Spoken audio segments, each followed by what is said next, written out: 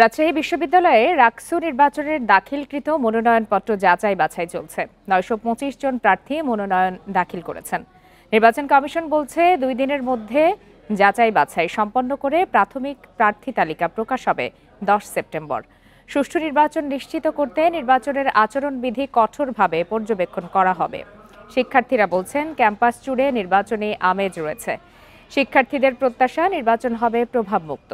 রাকসুর নির্বাচনী তফসিল অনুযায়ী ৮ ও ৯ সেপ্টেম্বর বাছাই, এরপর ১০ সেপ্টেম্বর প্রার্থীদের প্রাথমিক তালিকা প্রকাশ হবে।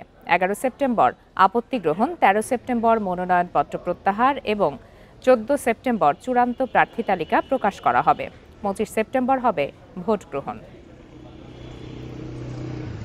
আগামীকালকে চূড়ান্ত বাছাইয়ের পর আমরা প্রার্থী তালিকা ঘোষণা করব। এখানে যেন কোনো ধরনের ভুলভ্রান্তি না হয়, কারণ আমরা সবার সহযোগিতা চাচ্ছি।